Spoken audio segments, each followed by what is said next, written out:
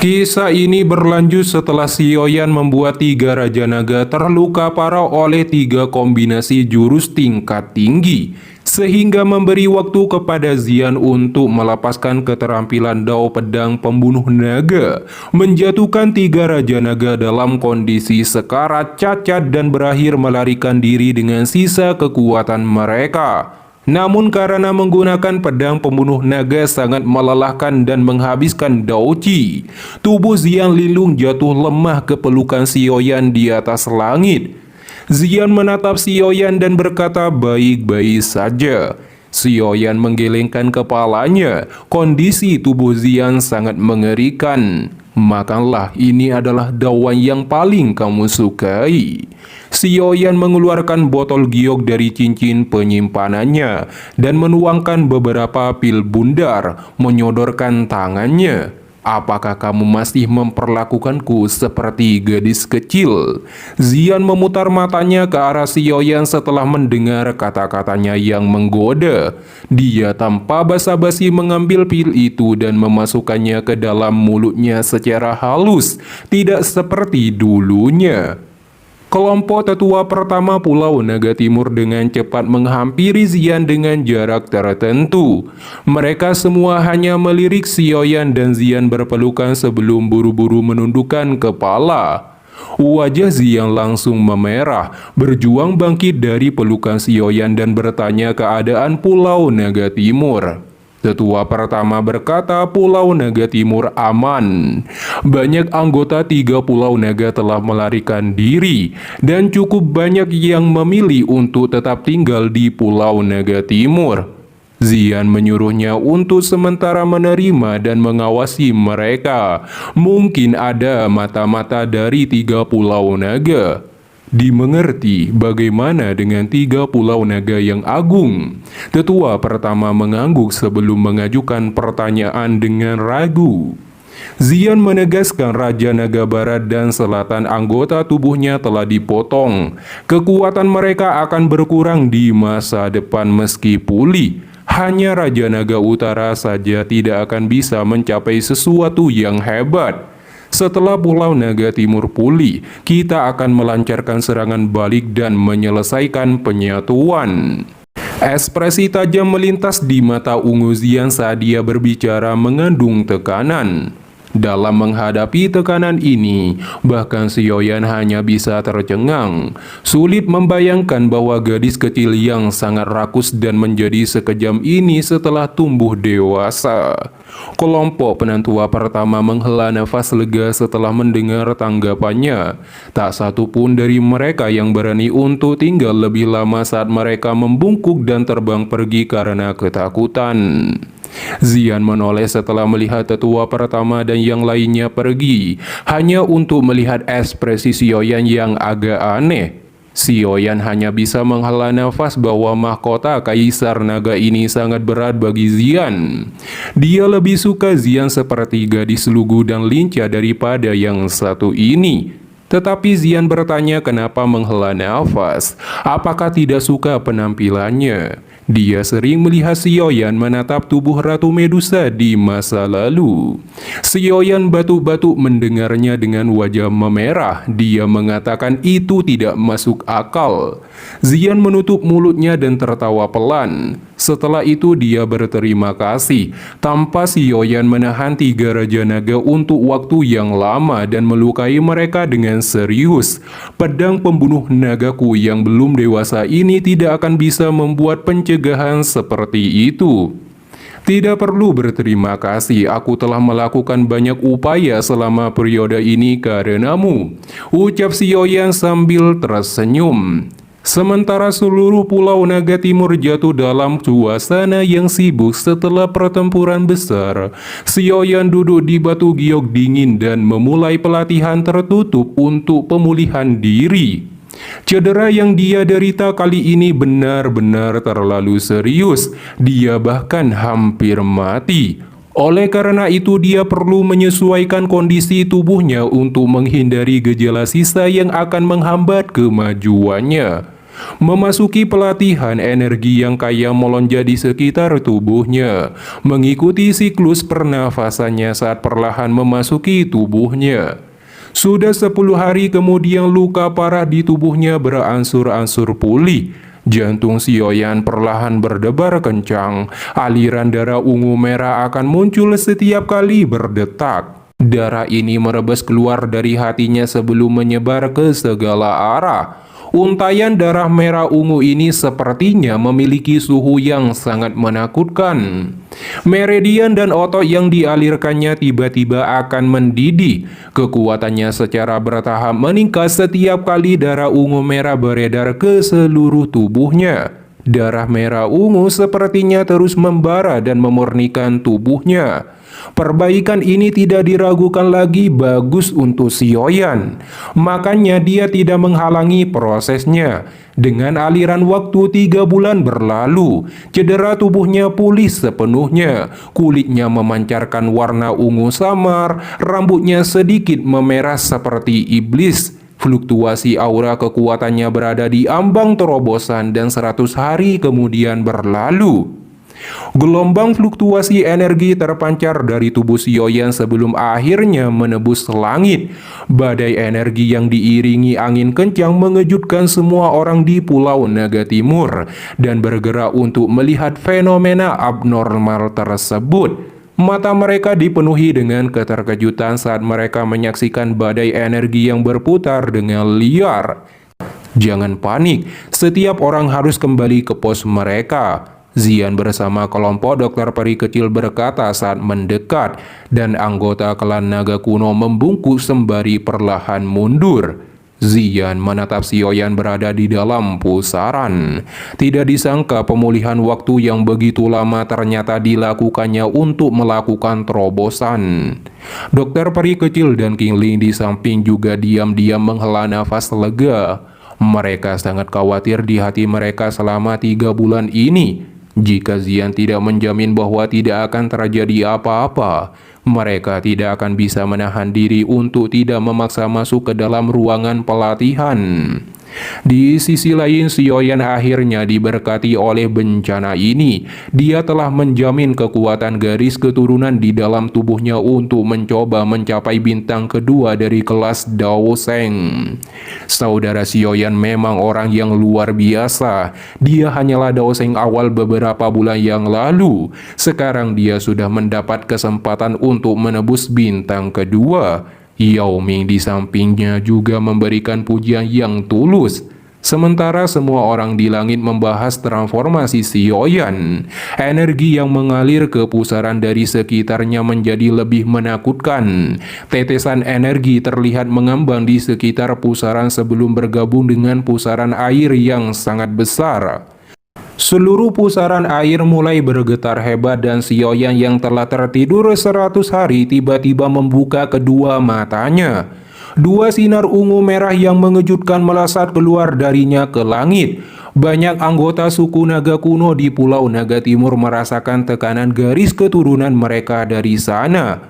Mereka tercengang dan bertanya-tanya kenapa tekanan garis keturunan Kaisar Naga muncul di tubuh Sioyan. Selain itu bercampur dengan energi lain. Mereka secara alami tidak mengetahui bahwa kekuatan garis keturunan Sioyan adalah penggabungan dari garis keturunan Kelensho, garis keturunan Klan Gu, dan garis keturunan Naga Pionik. Sioyan melebarkan mulutnya. Pusaran air energi yang sangat besar itu tiba-tiba berubah menjadi pilar air yang dilahap oleh Sioyan. Tempat tidur batu giok dingin yang diduduki Sioyan hancur berkeping-keping setelah tetesan terakhir cairan energi tersedot ke dalam tubuh Sioyan.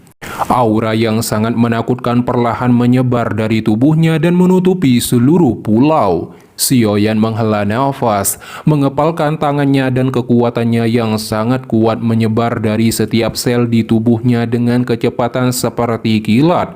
Sungguh tubuh fisik yang kuat. Sioyan secara singkat merasakan kondisi kekuatan tubuh fisiknya tidak akan kalah dengan naga kuno. Sioyan menyentuh dadanya, tidak berharap pertarungan hidup matinya melawan 3 Raja Naga. Garis darah di hatinya tidak akan aktif, dan dia tidak akan dapat menebus bintang kedua dari kelas Daoseng dengan kecepatan seperti itu.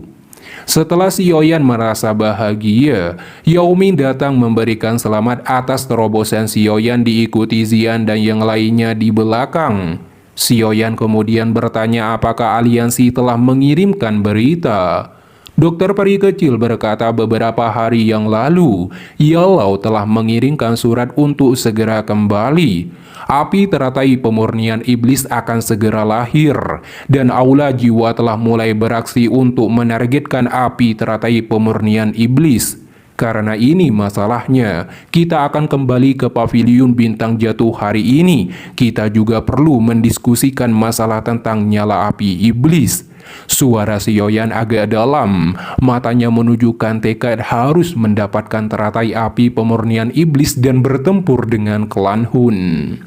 Zian secara alami ingin ikut bersama Sioyan. Meski Pulau Naga Timur baru saja mengalami perang, 3 Raja Naga telah terluka parah, sehingga masalah yang lain bisa diserahkan pada para tetua suku. Sioyan tidak menghentikan Zian, dia meminta agar Yao Ming menjaga Ratu Medusa setelah kembali. Selain itu, Sioyan meminta Yao Ming untuk membebaskan Jiu Feng agar suku pionik iblis surgawi bisa merasa tenang. Tetapi Kun Huang dan Yin Huang akan tetap ditahan untuk berjaga-jaga.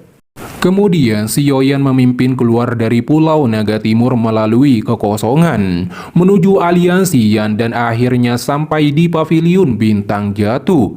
Namun saat ini, Yellow, Hun Yun, tetua pertama Menara Pil dan beberapa lainnya semuanya berkumpul di dalam aula besar. Ekspresi mereka sedikit suram. Jelas suasana hati mereka buruk. Yellow berkata selama periode waktu ini, sekitar setengah dari 300 lebih kota penting dalam aliansi telah diserang. Meski serangan ini muncul dari berbagai faksi, ada ahli dari aula jiwa yang bercampur di antara mereka. Bahkan jumlah serangan diam-diam dilancarkan semakin meningkat dan banyak alkimis juga menghilang. Tindakan aula jiwa menjadi semakin sombong, mengakibatkan situasi aliansi rumah surgawi menjadi kacau. Tetua pertama dari Menara Pil bertanya pada Yellow apa yang ingin dia lakukan. Yellow berkata dengan suara yang dalam akan melakukan hal yang sama, menyerang aula cabang mereka. Tetua pertama dari Menara Pil dan leluhur Han Yun sedikit terkejut saat mendengar ini.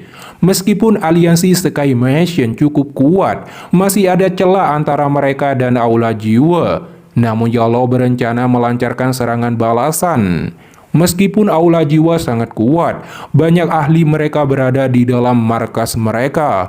Balai cabang mereka tidak menakutkan seperti yang dibayangkan. Kita tidak perlu takut untuk tidak berurusan dengan mereka selama kita mengumpulkan kekuatan. Yellow tersenyum tipis saat dia berbicara. Tiba-tiba tawa Sioyan terdengar menyetujui saran gurunya. Tidak sopan jika tidak membalas kunjungan dari pihak lain. Aula jiwa terlalu sombong. Sekarang adalah waktunya untuk menekan mereka sedikit.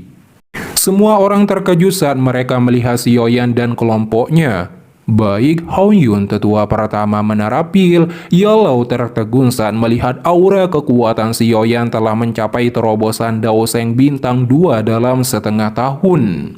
Yellow berdiri ketika melihat Zian di samping Sioyan, menakupkan tangannya dan bertanya siapakah dia dengan sopan. Han Yun dan tetua pertama Menara Pil sepertinya juga mendeteksi orang yang menakutkan ini setelah Yellow memperlakukan Zian dengan postur yang sopan.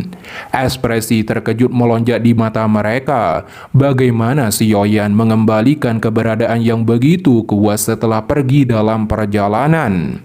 Zian tanpa sadar sedikit malu setelah melihat Yellow begitu sopan. Guru, dia adalah Zian. Kamu pernah bertemu dengannya sebelumnya. Sioyan tersenyum dan berkata, namun dia adalah kaisar naga dari suku naga kuno kekosongan. Dia ada di sini untuk membantu dalam mendapatkan api lotus pemurnian iblis. Hati Hongyun dan tetua pertama Menara Pil berdebar keras saat mendengar gelar Kaisar Naga ini. Mata mereka menunjukkan ketidakpercayaan dengan wajah terperangah saat mereka melihat Sioyan berteman dengan keberadaan yang begitu menakutkan. Ekstensi seperti Kaisar Naga dari suku Naga kuno kekosongan adalah keberadaan yang sangat misterius di mata banyak orang. Tentu saja bahkan anggota suku Naga kuno biasa adalah legenda bagi sebagian orang. Keberadaannya seperti kepala klan Gu dan klan Hun. Tidak disangka Nona Xian memiliki entitas seperti itu. Patua ini memang sedikit buta saat itu. Yellow dikejutkan oleh kata-kata Sioyan sebelum pulih, menakupkan tangannya dan tertawa.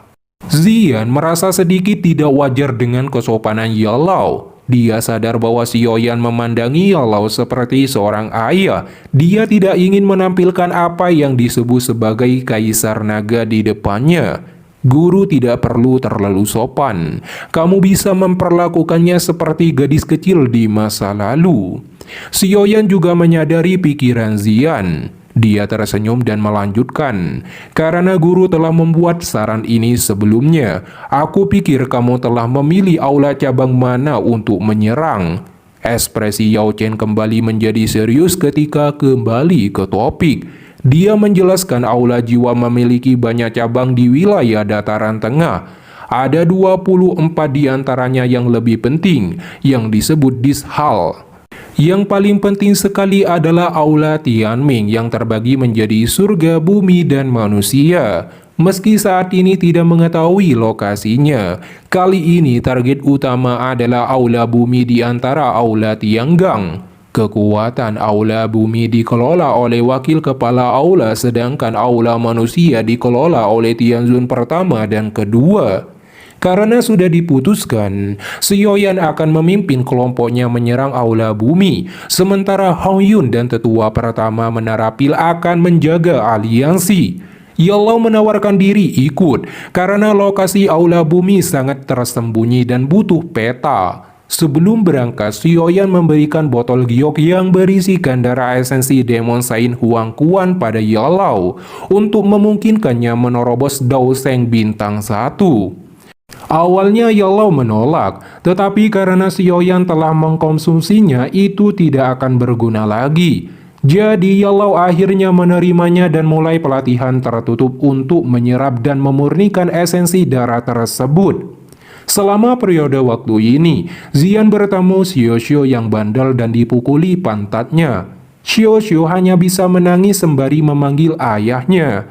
Xiaoyan kemudian datang meluruskan masalah, memberitahukan ini adalah putri Ratu Medusa dan dirinya. Xian secara alami sangat terkejut mendengar ini. Setelah itu Xiaoyan dan Xiao bermain bersama dan menikmati kebersamaan menjadi seorang ayah dan putri. 6 hari kemudian Yao Chen keluar. Aura Yellow yang meluap membuat Xiaoyan tahu bahwa dia telah menebus bintang pertama kelas Dao Sheng.